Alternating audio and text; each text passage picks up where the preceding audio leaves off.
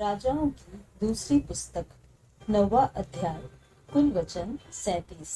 इस्राएल में येहू का राज्य। एलीशा द्वारा येहू का अभिषेक। तब एलीशा भविष्यद्वक्ता ने भविष्यद्वक्ताओं के चेलों में से एक को बुलाकर उससे कहा, कमर बांध और हाथ में तेल की यह कुप्पी लेकर गिलाद के रामोत को जा और वहां पहुंचकर येहू को, जो यहोशापात का पुत्र और निमशी का पोता है, ढूंढ लेना। तब भीतर जा उसको खड़ा कराकर इसके भाइयों से अलग एक भीतरी कोठरी में ले जाना। तब तेल की यह कुप्पी लेकर तेल को उसके सिर पर यह कहकर डालना, यहोवा यह कहता है कि मैं इस्राएल का राजा होने के लिए तेरा अभिषेक कर देता हूँ।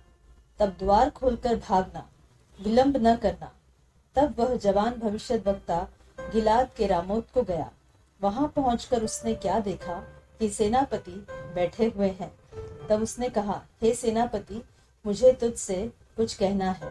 येहू ने पूछा, हम सबों में किससे? उसने कहा, हे सेनापति, तुझी से। तब वह उठकर घर में गया और उसने यह कहकर उसके सिर पर तेल डाला कि इस्राएल का परमेश्वर यहोवा यह कहता है, मैं अपनी प्रजा इस्राएल पर राजा होने के लिए तेरा अभिषेक कर देता हूँ। तो तू अपने स्वामी अहाब के घराने को मार डालना, जिससे मुझे अपने दास भविष्यद्वक्ताओं के वरन अपने सब दासों के खून का जो ईजेबेल ने बहाया पलटा मिले। क्योंकि अहाब का समस्त घराना नाश हो जाएगा और मैं अहाब के वंश के हर एक लड़के को और इस्राएल में के क्या बंधुए क्या स्वाधीन हर एक को नाश कर डालूंगा।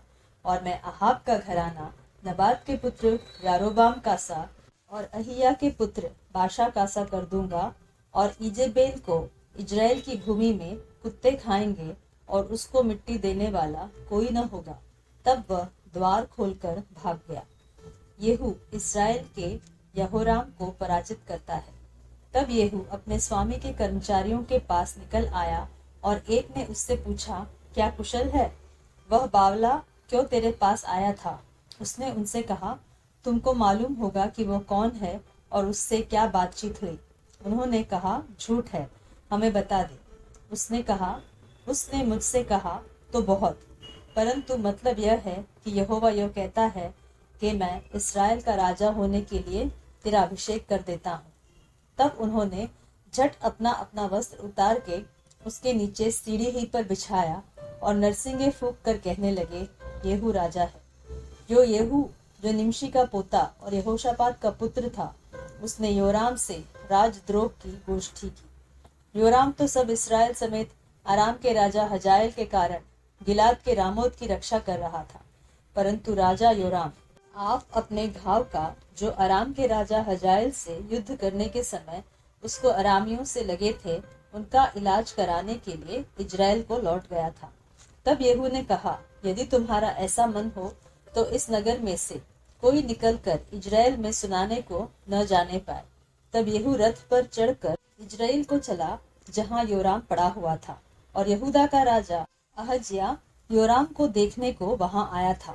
इजराइल के गुम्मट पर जो पहरुआ खड़ा था, उसने येहू के संग आते हुए दल को देखकर कहा, मुझे एक दल दिखता है।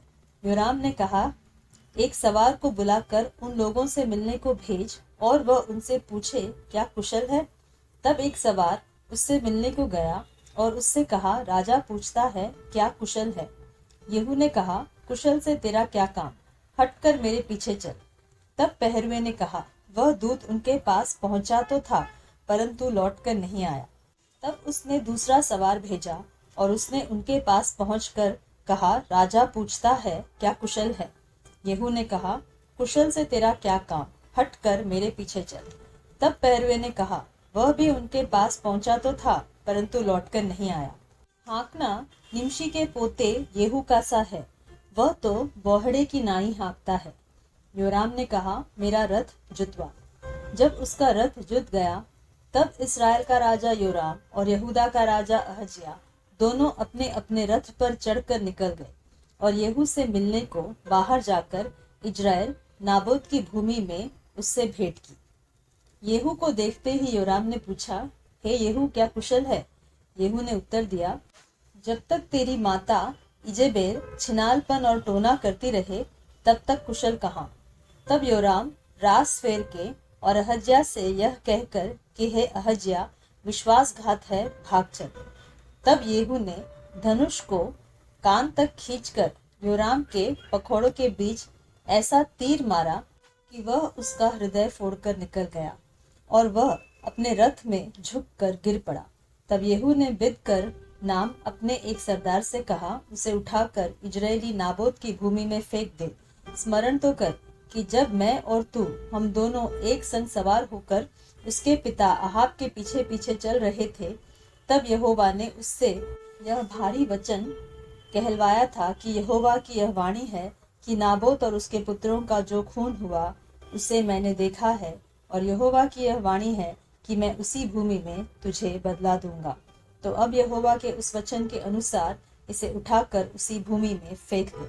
यह देखकर यहूदा का राजा अहज्या बारी के भवन के मार्ग से भाग चला, और येहू ने उसका पीछा करके कहा, उसे भी रथ ही पर मारो। तो वह भी इबलाम के पास ही गुर की चढ़ाई पर मारा गया और मगिद्दो तक भाग कर मर गया। तब उसके कर्मचारियों ने उसे रथ पर यरूशलेम को पहुंचाकर दाऊदपुर में उसके पुरखाओं के बीच मिट्टी दी। अहज्या तो अहाब के पुत्र योराम के 11वें वर्ष में यहूदा पर राज्य करने लगा था। जब येहू इजराइल को आया, तब इजेबेल यह सुन अपनी आंखों में सुरमा लगा अपना सिर संवार कर खिड़की में से झांकने लगी। जब येहू फाटक में होकर आ रहा था, तब उसने कहा, हे अपने स्वामी के घात करने वाले जिमरी, क्या कुशल है? तब उसने खिड़की की ओर मुंह उठाकर पूछा, मेरी ओर कौन है, कौन? इस पर 2-3 खोजों ने उसकी ओर झांका। तब उसने कहा, उसे नीचे गिरा दो। सो उन्होंने उसको नीचे गिरा दिया, और उसके लहू के कुछ छींटे भीत पर और कुछ घोड़ों पर पड़े, और उन्होंने उसको पांव से लताड़ दिया। तब वह भीतर जाकर खाने पीने लगा और कहा, जाओ उस श्रापित स्त्री को देख लो और उसे मिट्टी दो, वह तो राजा की बेटी है।